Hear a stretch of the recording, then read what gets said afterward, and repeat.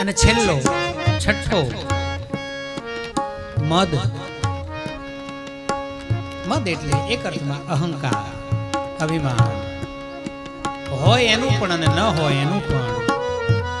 અહંકાર ન કરવો જોઈએ, અભિમાન ન કરવું જોઈએ.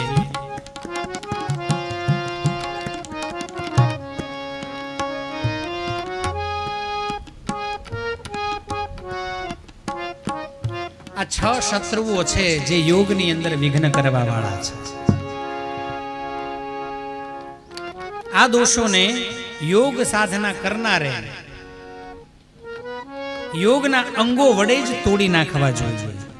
એટલે આનાથી દૂર રહેવા, આને શરીરમાંથી કાઢવાનો પ્રયત્ન કરવો જોઈએ. અને એના થકી જ યોગમાં સફળતા મળે. યોગના 8 અંગ છે. કેટલા? મારી સામું જોશો તો ખબર પડશે કેટલા. પડિયા સામું જોશો તો ખબર નહીં પડે. આમ ચમચી લઈને પછી સીધી મોઢામાં જ જાય, પછી નાક બાકમાં ના જાય.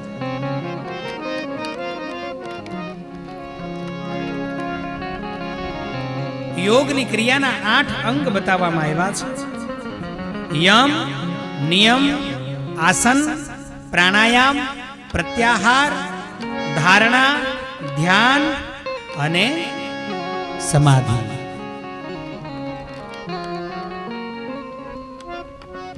યમ, નિયમ એટલે એ જે 8 છે ને એમાં પહેલો યમ.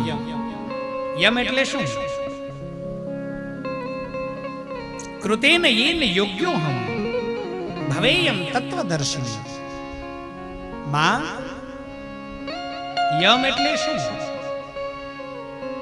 તો યમ 10 પ્રકારના છે. કેટલા પ્રકારના? જો પેલા જે 8 ગણાવ્યા ને એમાં પહેલું યમ, નિયમ, પ્રત્યાહાર, ધ્યાન, આસન, ધારણા અને સમાધિ. આ 8માં પહેલું યમ છે. તો યમ 10 પ્રકારના છે. કયા કયા? અહિંસા, સત્ય. આવી બધી તો સમજણ પડે ને, તો એમાં અંદર નથી જતો. 10 પ્રકારના યમ છે. અહિંસા, સત્ય, ચોરી ન કરવી, બ્રહ્મચર્ય, દયા રાખવી, સરળતા રાખવી એટલે નિર્મળ રહેવું, ક્ષમા રાખવી, ક્ષમા આપતા શીખવું, ધૈર્ય, મર્યાદિત આહાર, આયુ નથી અને ના, મર્યાદિત આહાર અને પવિત્રતા. હે હિમાલય, તપ, સંતોષ, આસ્તિકતા, દાન, ઈશ્વર પૂજન, ભગવાન અને ભગવતીનું પૂજન, શાસ્ત્ર સિદ્ધાંતોનું શ્રવણ, લજ્જા, સદબુદ્ધિ, જપ અને હોમ.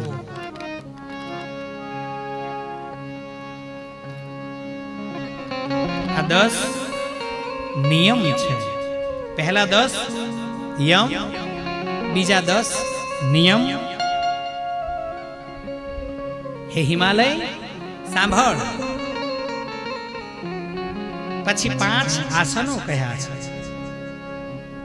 યમ, નિયમ, આસન. આસન કેટલા છે? 5. કયા કયા? 5 પ્રકારના અનુક્રમે આસન બતાવ્યા છે. પદ્માસન યોગ માટે, પદ્માસન, સ્વસ્તિકાસન,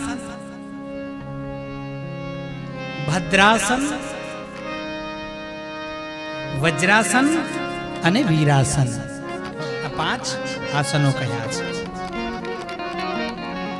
યમ 10 પ્રકારના, નિયમ 10 પ્રકારના, આસન 5 પ્રકારના. યમ, નિયમ, આસન. હવે પ્રાણાયામની વાત કરી છે.